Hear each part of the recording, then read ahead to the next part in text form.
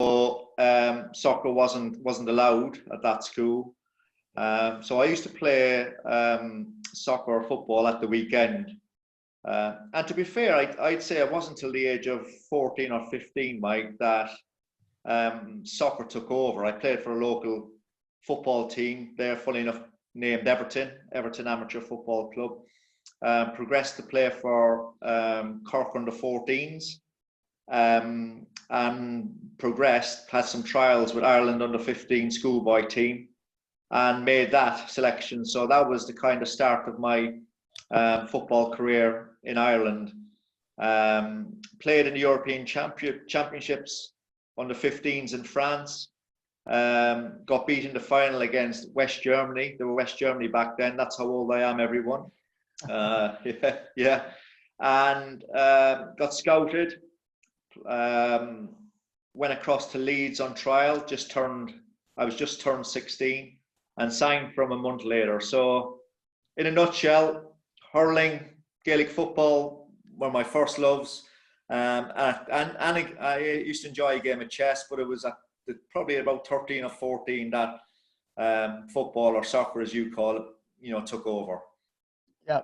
Last time I was in Ireland, I was in Cork, and I went and watched I think it was Waterford play Cork in the hurling. As my first hurling experience. It was a fantastic sport. It was great. Yeah. It's incredible. It's a quick game. It's kind of, down in Munster, the area was Cork, Waterford, Clare, Limerick, and Tipperary, which is the home of hurling. It's very competitive. Yeah. So how did you make the move from Ireland, from Cork to Leeds? Was there a scout that came watch you play at the youth national team level, or how did that work out? Yeah, I played for Ireland against Wales, across in Wales, probably around November 1981. Scout saw me, invited me across, went across to Leeds just after Christmas, Christmas 81. Trialed there for best part of 10 days and signed February 1982. Just turned 16. As you can imagine, leaving home is a big thing, but leaving your home country to go, albeit it seems very, very close now, is literally an hour flight, but it didn't seem like that at the time. To go across the water was a huge step. It really was. I didn't realize it at the time. Obviously, homesickness was a huge part of it, but I went into digs with 2 or 3 other lads. They helped me settle.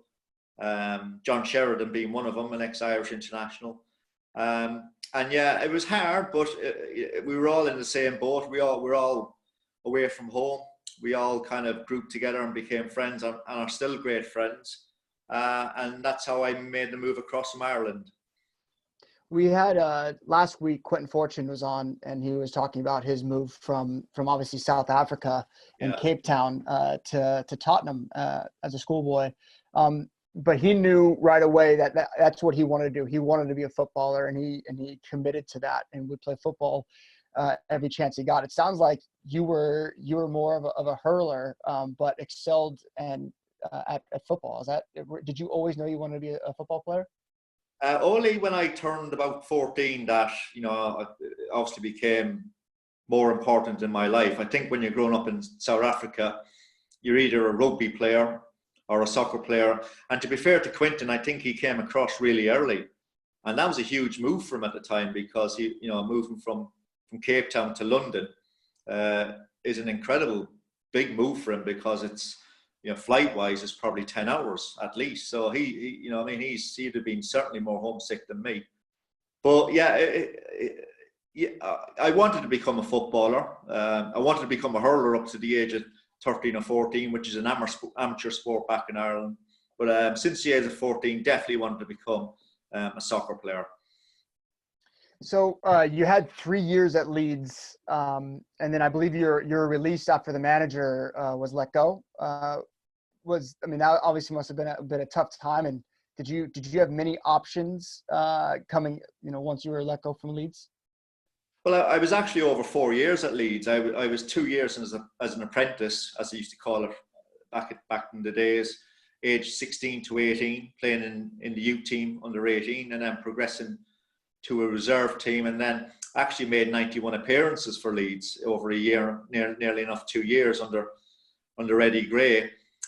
Billy Bremner, an ex-Leeds United player as well, came in, didn't fancy me, and let me go. And it was a shock. It was a big blow. It really was. There I was.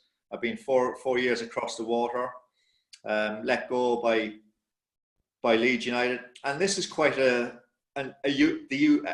usual track for Irish players. For every 10 Irish players that go across and play in England, there's probably 2-3 out of the 10 will stay in England and play and make it as a footballer. So it's a well-trodden path. But I was fortunate. There was 2 or 3 clubs came in for me.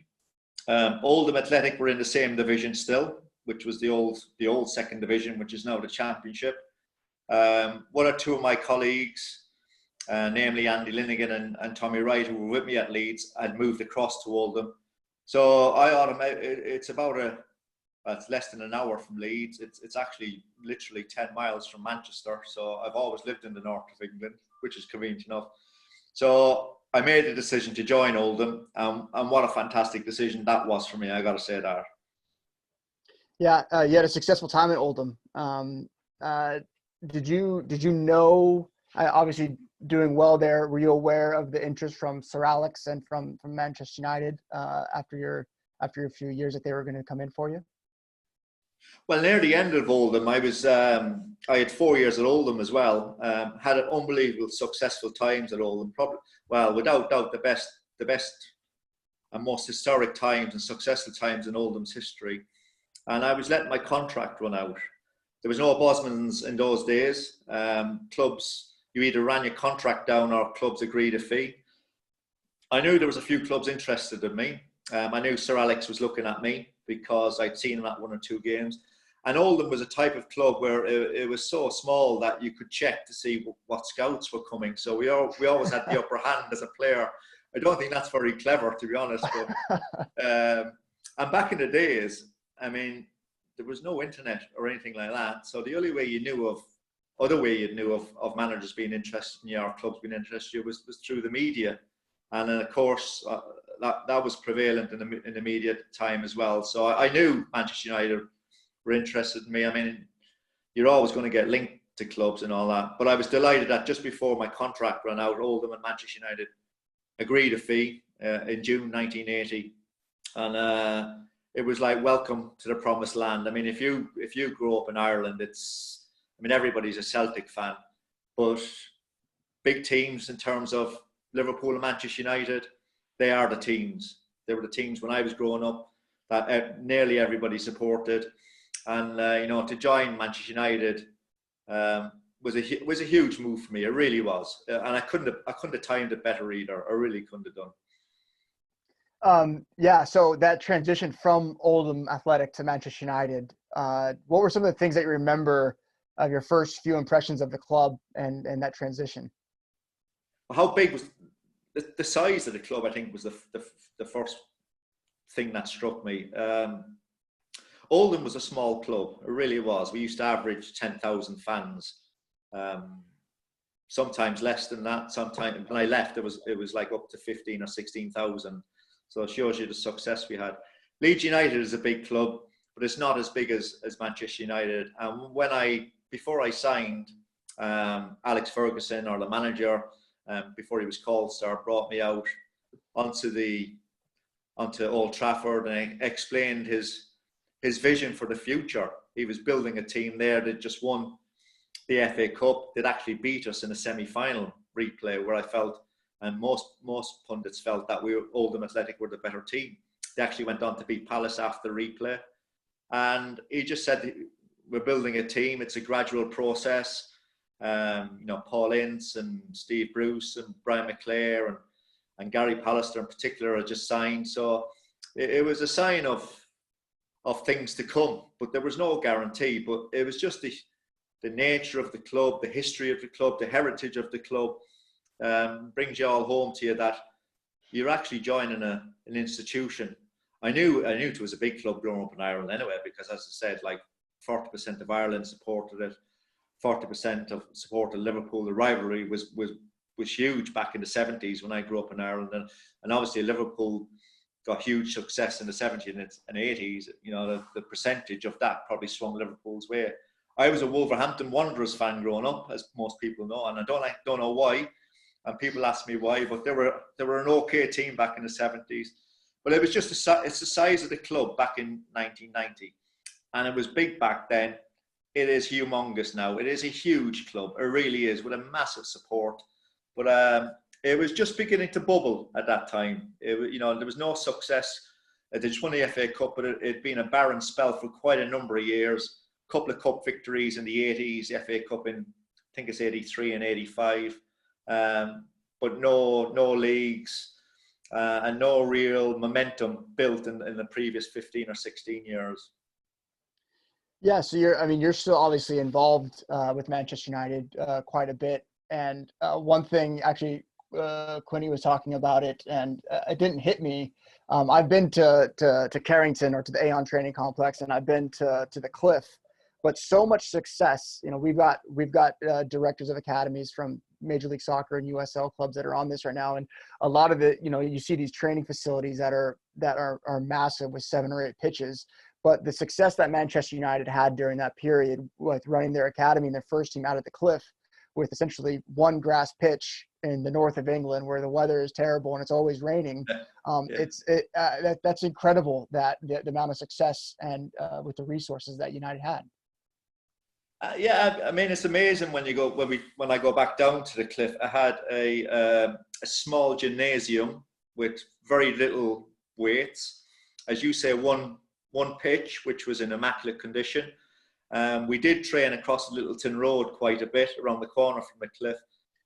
But it's amazing sometimes that in such a small environment that a manager can create such a hungry, how should I put it, hungry and the training was aggressive between us, but hungry and desire to win attitude within that little complex. I suppose the fact that we were all much closer. We spent a lot more time probably together than the players of today, because there was no rushing home to go on internets or Instagrams or whatever. Good so point. We spent a lot more time together probably, Mike. And in that sense, we had a great team spirit, always had, from the moment I got in there in 1990 to the moment I left in 2002. And it was a spirit in which you had to go with the manager. He created it. We started winning things straight away. And if you didn't improve and didn't look after yourself better and better as the game progressed and we got more professional and more mature, he wouldn't be afraid to leave you out and leave you behind and move you on. I think we've seen that in a number of instances, whether it's from misbehavior or not putting the effort in training, or just nature by getting old, I suppose. He wasn't afraid to move players on. So you had to buy into that culture. And he kept improving the team by signing players. I mean, I joined in 1990. Schmeichel, Pete, and Paul Parker, I think, probably joined the following year. Looking down, Roy joined in 1993. So he was always trying to improve the team. Eric, of course, was a huge signing in November 1992 for us. So we were getting better and better. We'd won cups. We won the Cup Winners' Cup against a really good Barcelona team in 91. We won the League Cup against, I think it was Forest in 92. So we were kind of known as a cup team, but we were getting better and better. And I think when we lost out to Leeds in 91, 92 was a huge blow for us. And it kind of put it up to us whether we were good enough to bounce back. And we did. And once we won the first Premier League, I think the confidence from within the whole team, the whole club grew. And I think from there on in, the manager was leading it. And it was the same case of being driven, staying with the manager, him introducing players through signings. Or also on top of that, we had an unbelievable group of players, young players coming through from the academy, which was always his vision anyway. And for them set of 5 or 6 lads to join what was already a huge winning team. And 5 of them were local as well. It really was a great time to be at Manchester United.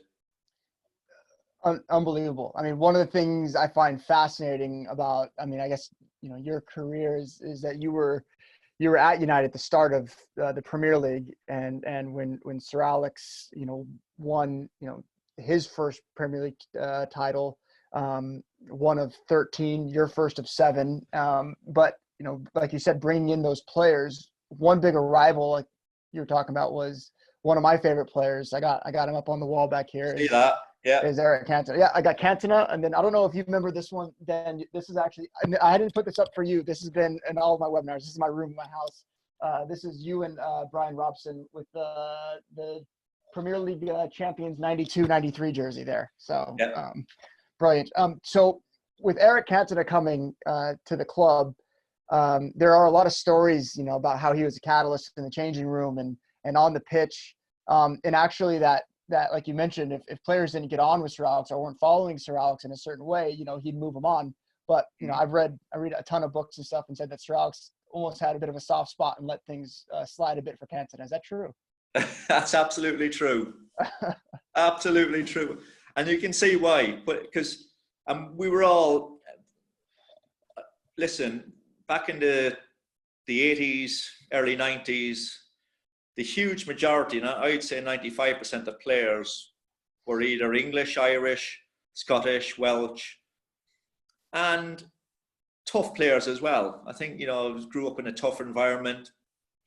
And then, foreigners like Big Pete, I suppose Scandinavians are as close to, because they watch the Premier League, they know what it's all about. 1 or 2 started drifting in. But, I mean, Eric had been a year at Leeds, and he joined us in November 92. And he was an incredible player. And he suited the Premier League for a number of reasons. The first one is he was 6'2". He was built as solid as anybody. He could play up front. He could play off the front. He was something that we lacked hugely, in that we had loads of runners in the game in terms of Giggsy, Sharpie, Andre Kanchelskis, Paul Ince could run. When Roy came in, he could run. We had a barnstorming centre forward up front in Mark Hughes, but we just needed somebody to knit it all together. And it was like signing somebody, a final piece of a jigsaw that just slotted in so well. He suited us, we suited him. He was a big personality. His confidence on the football field was second to none. You could almost border it on arrogance. And if you can handle that arrogance like he could on the football field, he was supreme. And he was a huge signing for us. November 92. Incredible. And he trained as hard as anybody I've seen train. It's amazing. Like, you think somebody talented would probably get away with it. But I've seen Beckham taking free kicks, the amount of work he put into that. I've been down to training ground since I retired, and I've seen Ronaldo train as hard, or if not the hardest I've ever seen anybody.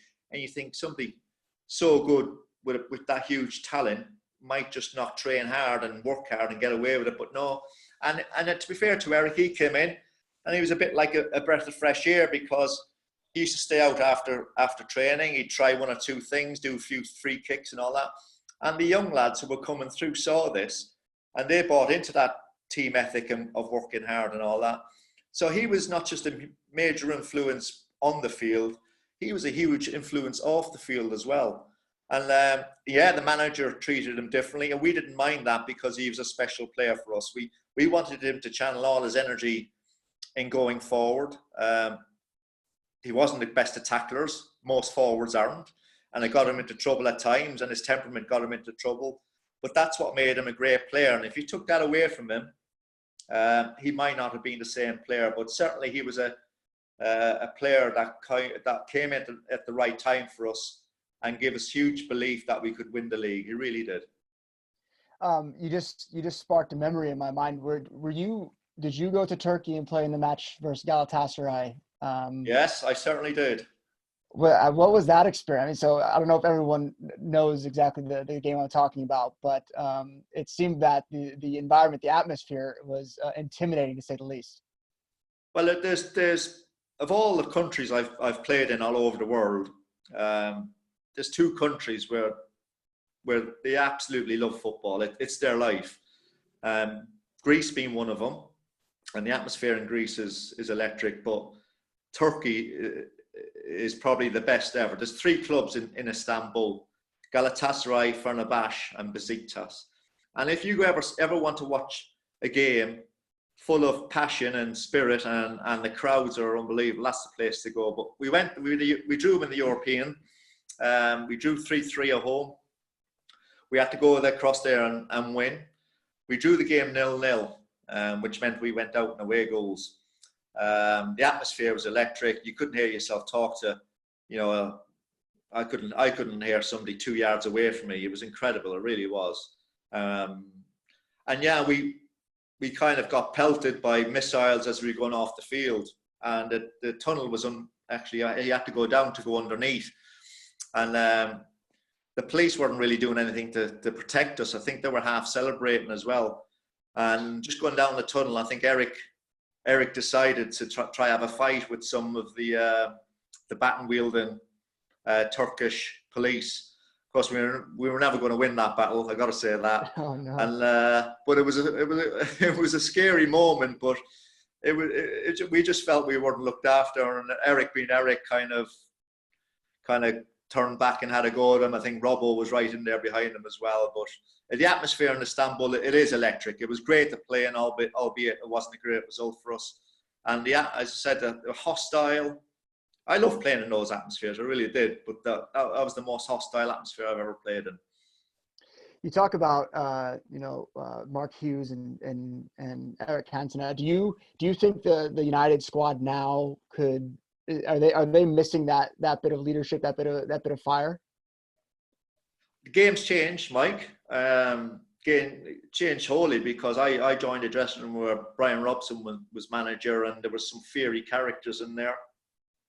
And for the remainder of my 12 years I was at United, Robbo went in '94. Eric was there. Roy joined in '93. Very much in the same mold as Brian Robson. He was a fiery character, best player I've played with. But the game was changing a little bit, and the old style English First Division was becoming. I suppose there was players coming in from different parts of Europe at that stage, and I suppose technique was becoming more important.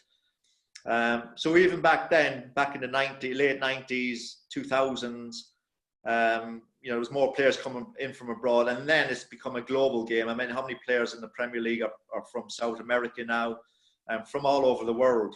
So the game's changed an awful lot, Mike, and some of them characters obviously wouldn't be able to play like they did before.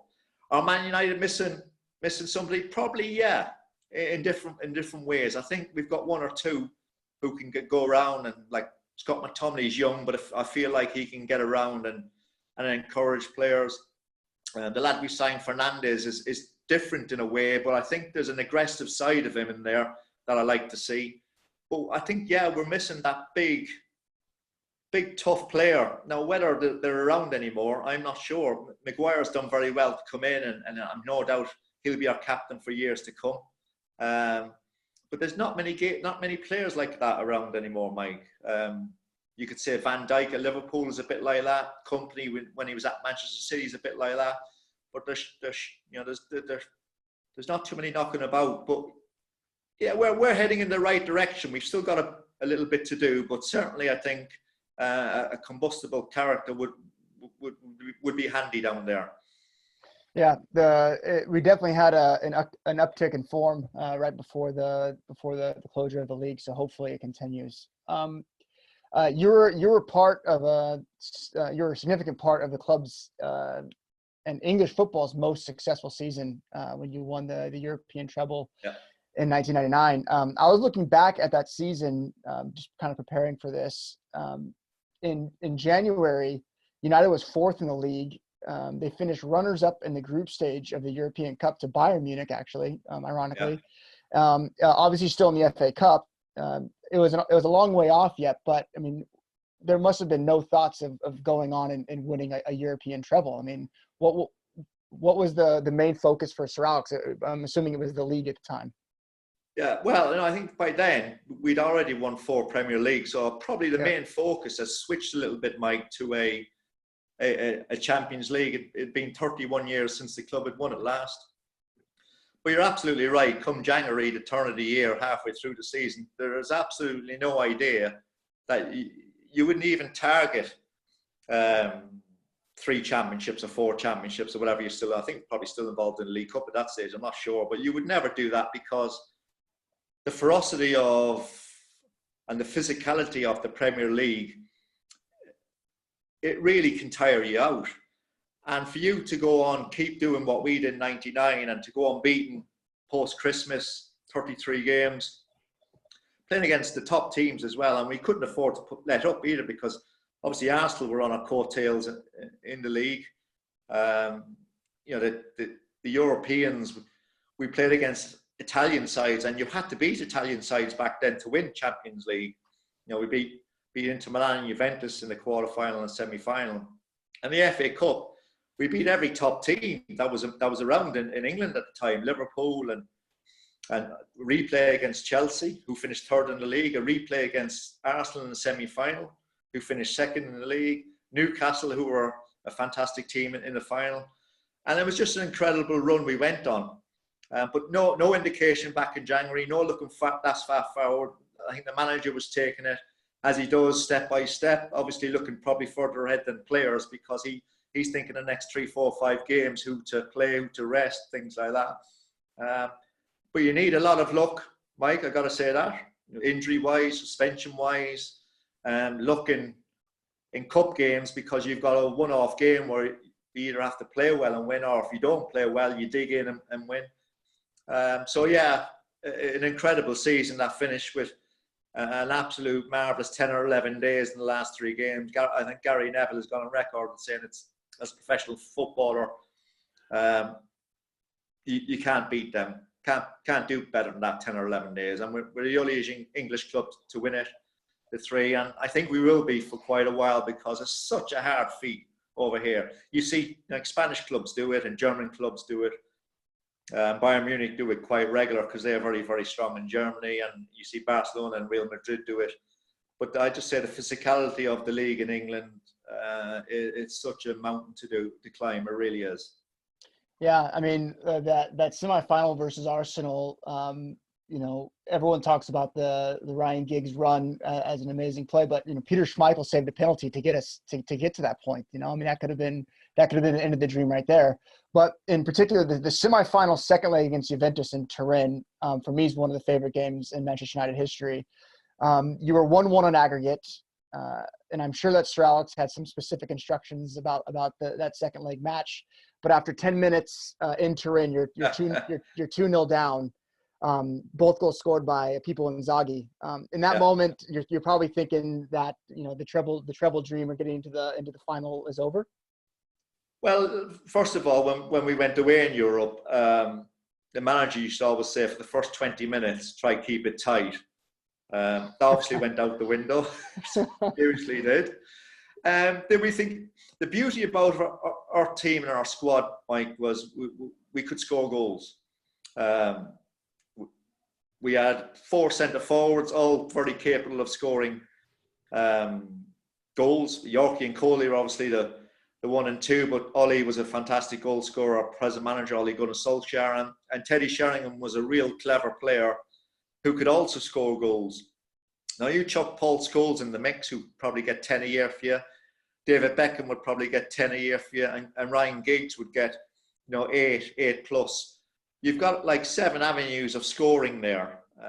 So we always knew we had goals in us, but Italian sides back then, more than now, they were ruthless. They sometimes they'd go 1-0 up in a game and that'd be it. They'd close it out. Not so now. I think Italian football has got a bit more open.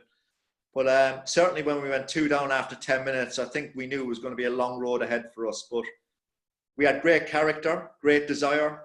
Our captain got us back in the game, Roy, from a header, and we just kicked on from there. And I was never into watching matches. I really wasn't. But during this lockdown, I've never watched so much football in all my life, of old games. And it was on about 3 weeks ago, and I watched it, and we were superb. You take away the first 10, 15 minutes of that game, and we went toe-to-toe with a very good Juventus side with Zidane and Edgar Davids and Deschamps in midfield, Inzaghi up front, Conte, Delivio.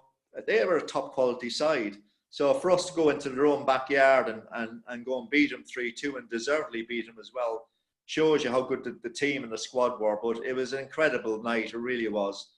And it kept us going, kept the momentum going, kept everything going, kept everything bubbling. Because you can imagine, a lot of big matches were coming thick and fast. The training was hardly, didn't need to train really, with the travelling and the amount of games we had. So it was a matter of just keep going. And I think the belief we had that we could always score goals always stood to us in the end. It really did. Right. Brilliant. Last one for me, and then we have a stream of questions coming in for you, Denis. Looking back on that period, you essentially had three, like you mentioned, had 3 cup finals in the span of about 10 days. Arsenal was 1 point behind United in the league going into the final weekend. You had an FA Cup final versus Newcastle on the 22nd of May, and then obviously the European Cup final on the 26th in Barcelona versus Bayern Munich. There must have been an incredible buzz around the club and a lot of pressure at the same time. What in specific, or anything in specific you remember about that week and the feeling of that? Well, the first one was probably the most important, because we came up against the Spurs side who probably, we were probably expected to win, at home, the last game of the season, knowing that a win would guarantee you the Premier League. I mean, you couldn't get any better scenario, really. You play 37 games. You've got one final game at home. And we went one behind, which is typical. It really was. It was so many times that happened that year. But we dug in early. We got a great goal back from Bex, and then Coley came on at half-time and scored within a few minutes. And we missed 2 or 3 great chances to go 3-1 up. Funnily enough, Scholesy, I think, missed 2 or 3 great chances.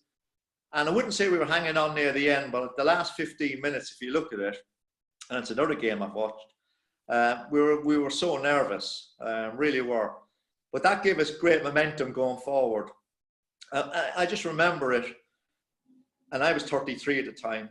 Those 10 days went so quick, because we got over that. We celebrated it, because the manager always used to say, if you win something, go and celebrate, because it's so hard to win, especially the Premier League, with Arsenal chasing us right to the end. The Newcastle game, the FA Cup, was probably easier than we thought. Roy got injured after about 5 or 6 minutes, our captain, and Teddy came on and scored more or less straight away as well. But we ran out convincing 2-0 winners, and of course the one we all wanted, the one the manager wanted, because for us to be known as a great team, because we were a good team up to that. We'd won 4 Premier Leagues. We just won our 5th. We'd won obviously doubles in 94 and 96, and we just won another double. But to be known as a great team, the Champions League, you have to win it. And the way we did it, style we did it, I suppose. We had a bit of luck on the night. We didn't play particularly well. We were missing our 2 best players, in my opinion, Mike and Roy Keane and Paul Scholes, our engine room.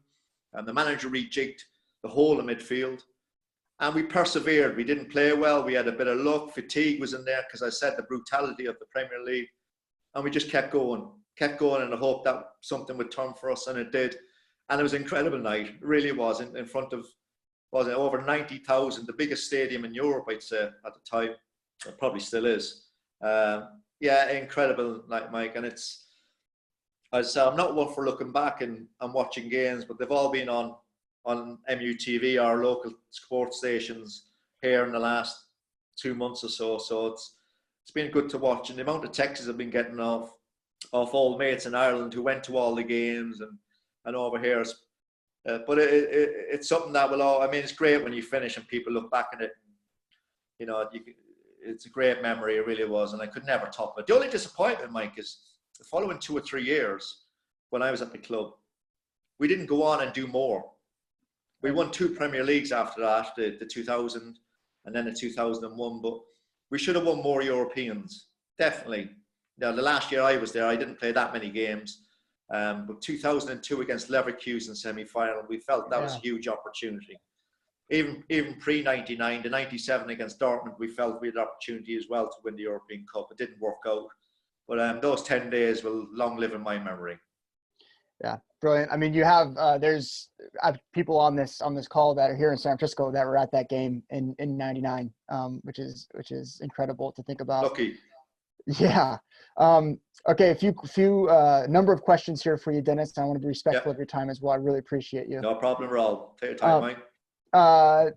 Here's one right off the bat. Best summer of my life, 1994, following the boys in green back and forth from New Jersey to Orlando. What was that experience like playing in the World Cup here in the United States?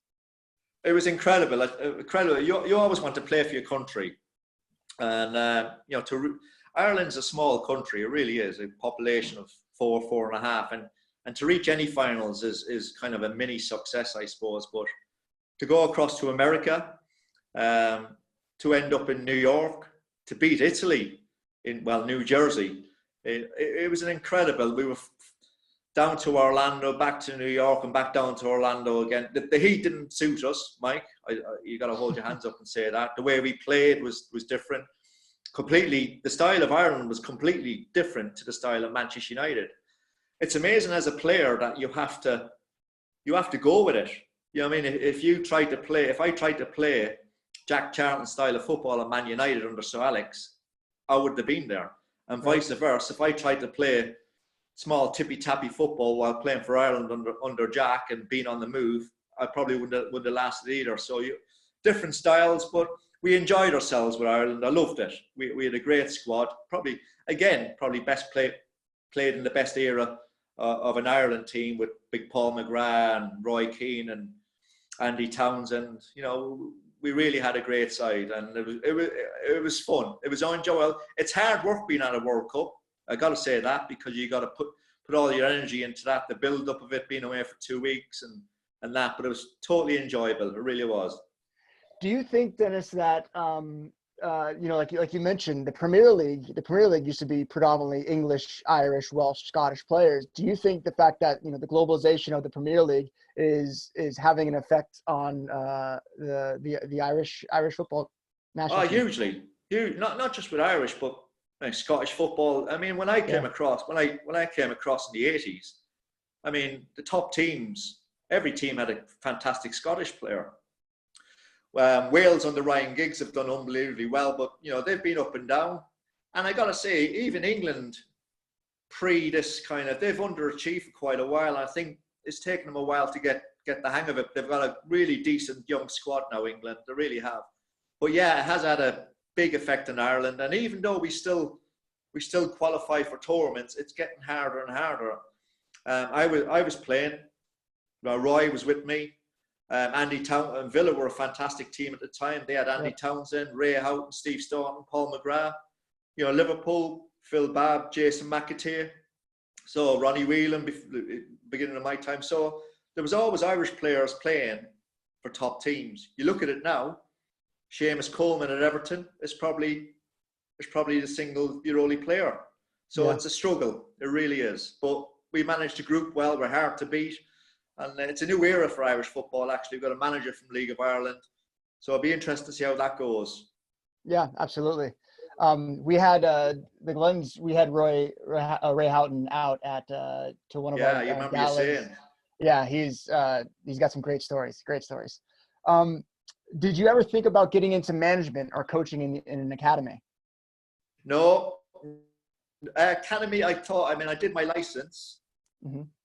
Did my license up to my B license, but I was doing media work in Ireland pre that. So I kind of stuck with the media, doing RT, working on World Cups, European Championships where Ireland are involved, and doing kind of match of the days. But I had no desire to become a manager or even a coach at a top level, to be honest.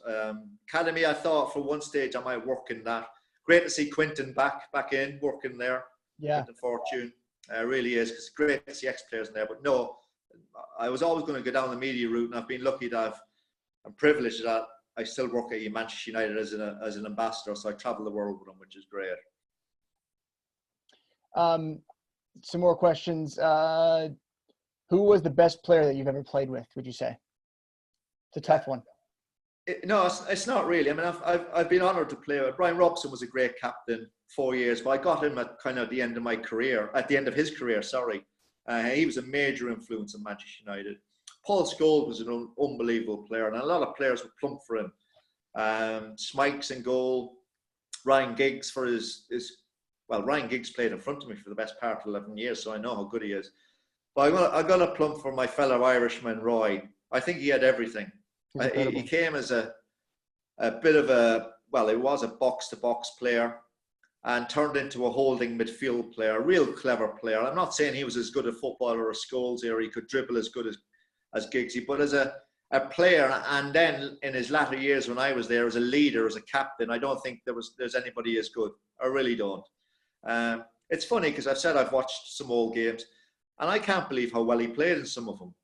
I really can't. And I know Juventus in '99, he'll always get remembered for that. But he was incredible for us in some of the games I've watched. The Middlesbrough game where we had to win in the last game of the season up the Riverside. He was incredible, really was.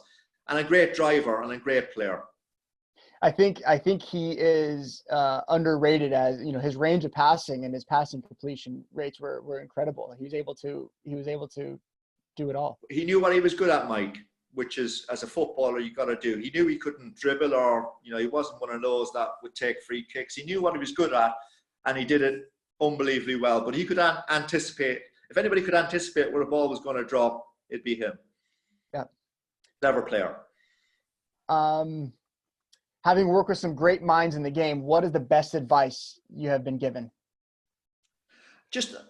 I've always been a thinking player. I think I've always been a fairly clever player. I think just to work, give it everything, because it's such a short career. You don't realize at the time, it actually flies by. But it's a given that you have to work hard. It really is. But as a young lad, you're going to have ups and downs. You really are. I was at Leeds and I saw one or two young lads get in before me, and you got to deal with that. You got to bide your time, because defenders are kind of the last ones to go in. Yep. I was released at Leeds just to learn. You got to learn. You got to learn from your mistakes, particularly as a defender. You're going to make mistakes, but if you're to progress and keep going and keep improving, you got to learn from your mistakes. It's human nature that everybody makes mistakes. The best quarterback in the world will make mistakes. It's just human nature, as I said. But you've got to learn from them and learn from the experience and go again. And I think the manager, Sir Alex, he loved players to work hard and throw their whole life into being a footballer. He liked the dedication side of things, which suited me. But just to learn from your mistakes, I'd say, and try to enjoy it. Really do. Yeah. It's a great game. It really is. On Sir Alex, here's a good question. What were some key points that maybe separated Sir Alex from other coaches in terms of how he handled the team? And could you see Sir Alex's way of managing working in today's game? Well, it's 7 years since he's become a manager. Would it work in today's game? Well, it worked 7 years ago. He was incredible at man management. He knew what made players tick. He knew how to get the best out of players. There was some signings where you thought, why are they signing? But they were great players from Manchester United, and he even went on and didn't do anything elsewhere. But man management, being able to judge a player's character, as Eric, he was one of the few that got away with it. He'd give other players a more of a telling off than probably they deserve, but just to keep them on their toes. And he's just, his vision and the environment he created, and it was open house. It was aggressive. It was hungry. Training was, you had to push yourself in training. I think the young lads bought into that when they came into it, and players came into the club as well, had to live with that. And it was just the whole environment, the whole learning packages, vision. But his man management would probably stand out more than most. Yeah. It's interesting. I've read all of the books that Sir Alex has written or been written about him. And two things that really stood out to me was that, you know, he always talked about delegating and understanding what he was good at. Yeah. And what Roy Carroll said when he was on is that, you know, Sir Alex never really ran sessions. You know, he knew that there was better coaches out there to run the sessions, and he would oversee trainings, but never would actually run the session himself. Did we lose him?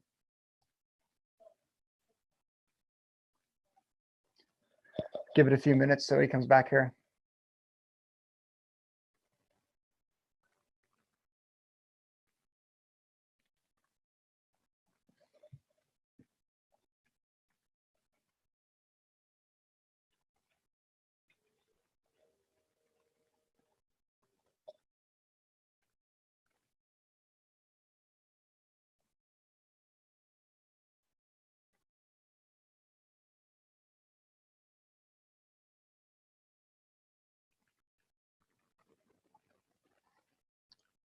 He'll come right back on, folks. Give me a few minutes here.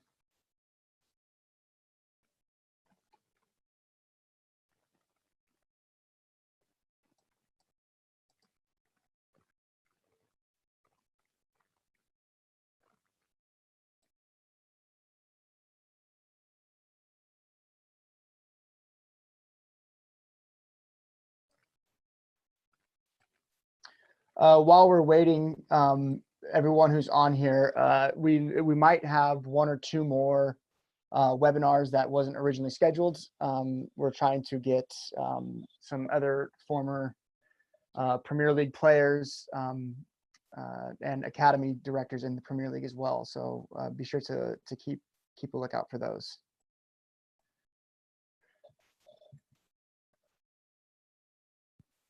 Try to get Dennis back on here.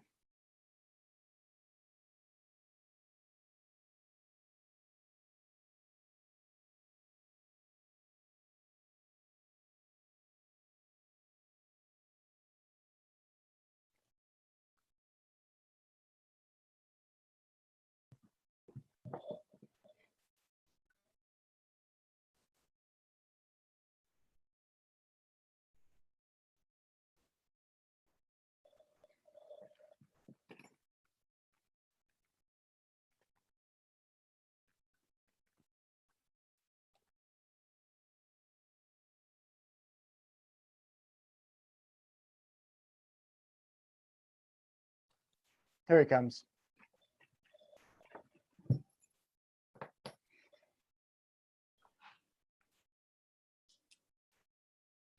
Welcome back, Dennis. Don't know what happened there. Yeah, no worries. Moved rooms. Yeah. Okay. Well, I appreciate your time. Well, I won't keep you too much longer, Dennis. I really appreciate it. Just a few more questions.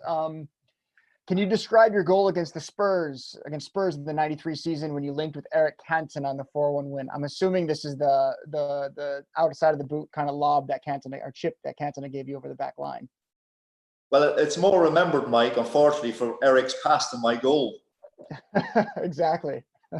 As I said, top of it when I was talking, he was a player that was different to everybody else in the fact that he could pick passes for runs. We had runners, so we were more than comfortable giving him the ball.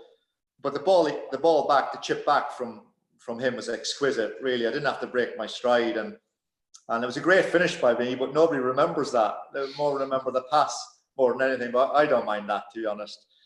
He was a very reliable. If you made the run, you know, there's every chance that he would spot you. And I think the runners, and you know, Coley came.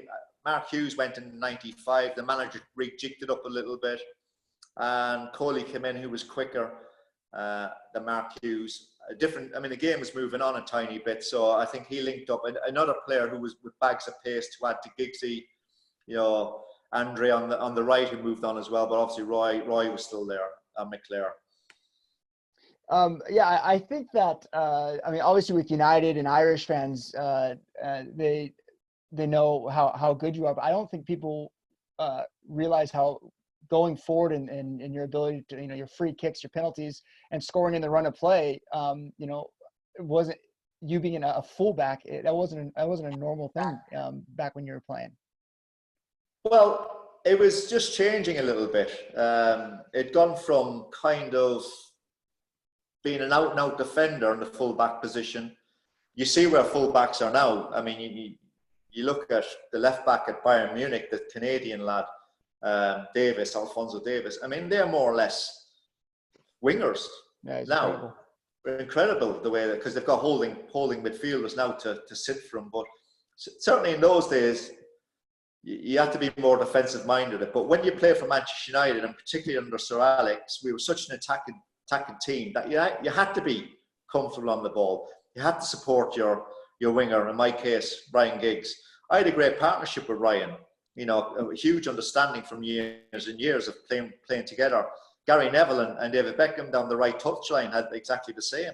And you would say Gary Neville was probably not the most comfortable in attacking, but he became it because he played with better players and he linked up very, very well. But yeah, fullbacks. Yeah, I didn't take a penalty at Manchester United till 1997, till Eric left, because Steve Bruce took him, and then Eric took him, and actually we signed Teddy in 97 when Eric left, and he missed his first 3 penalties. So I got the honour. The manager said I could have the honour. And yeah, so it's a case of, I was always good at left foot, right foot, good at decent at free kicks. A young lad, David Beckham, came along and took my mantle in that. But yeah, great to score a few goals. It really was. A few more here. Let's see here. Can you please provide any advice on how to manage a dressing room with players coming from different cultures, playing backgrounds in their respective countries? Well, I think you just have to, whether it's local lads coming through. I mean, every kind of country has got its own personality and style, but I think you just got to do what you're good at, and hopefully they'll buy into that. There might be a communication barrier.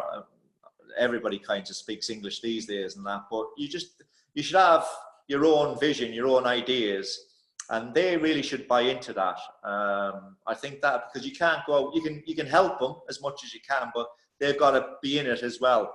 I got to say that. Sir Alex, I mean, listen, there was more and more foreign players coming in, and they're right in that he just managed. He didn't coach, Sir Alex, he just managed. And he was trying all sorts of language, but he was terrible at that. Trying to do a bit of French and all that. But I think they had to buy into his philosophy. He helped them as much, but essentially, it was down to each player to fit into his mold and what he was trying to create. Right. Patrice Evra, I think it was last week, he was saying that he when he first got to United, he didn't have a very good first couple of games, and Sir Alex Ferguson was giving him a bit of a treatment, and he had no idea what Sir Alex was saying, and even though he's speaking in English because of that Scottish accent. Absolutely. There's plenty like that. Don't worry, you didn't understand them. What aspects of Gaelic football and hurling did you feel help with your development as a pro footballer? Just the toughness of it all, I suppose. They're 2 tough games, 2 physical games. Even though they're an amateur game, they're taken very seriously back in Ireland, and you have to be super fit to play them. So I think it set me up in that kind of area very, very well. My fitness levels, my toughness levels, physicality levels. I mean, I was a centre half initially, Mike, a bit like Gary Neville. His story is the same as mine. A centre half up till about 16, 17. Didn't grow any taller, and got pushed out to a full back position. But I think it did help me in the physicality side of things.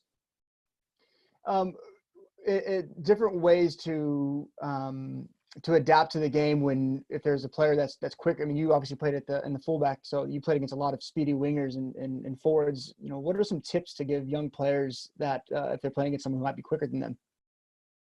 Well, as you get wiser and cleverer, speedy wingers will always cause you a problem. You know what I mean? It's natural, and particularly when you're young as well. I think it's more evident and more obvious, and it's harder to defend when you're very young and you're a little bit slower than wingers.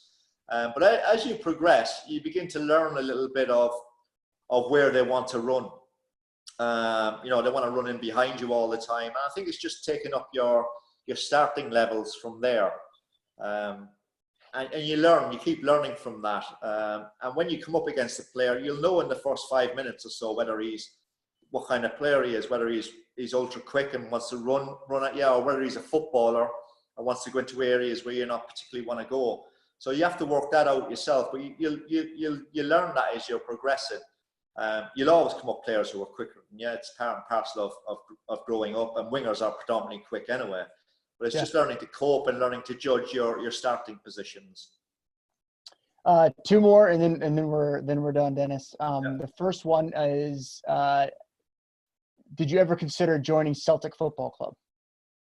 I never had the chance, Mike. I know Roy joined for a couple of years later in his career, and of course, as I said, everybody in Ireland is a Celtic fan, and they're on a great run at the moment. They really are under Neil Lennon. I never had the opportunity. If it came along, it would have depended. I would have never left Manchester United unless I had to, and I had to leave Man United. I was 36 when I left Man United, and I was fortunate in the way that I was a Wolves fan when I was growing up, a Wolverhampton Wanderers fan. So I went there for my last 2 years. But Celtic would have been a great club to play for. It really was. And of course, back in Ireland, you know what I mean, you'd have been loved by everybody, not just by Manchester United fans. Of course. And the last one is, do you follow the League of Ireland? What do you think is the future for the LOI? Well, they're having a bit of trouble at the moment. You know, with the FAI have been in trouble. And I think Niall Quinn's gone on in there, and they're going to have to kind of restart the whole thing, because there's not many people watch the League of Ireland. Everybody comes across. The Premier League is so big, and football in England, people in Ireland have always looked at England or Scotland. But it needs looking at, because anybody at 16 who's talented will come across to England to try to ply their trade and go back there. It's been strong at times. When I was growing up, Shelburne and Bohemians were very, very strong. Shamrock Rovers. I used to go down and watch. Down at football down in Cork was very strong. Cork Hibs and Cork Celtic. George Best actually played for Cork Celtic back in 1974. I went down to watch him. But even then, it's had its ups and downs. And Cork's been without, which is the second biggest city in Ireland, has been without a soccer team. We went through a good spell a few years ago under John Caulfield. Struggling a little bit now. Dundalk are very strong.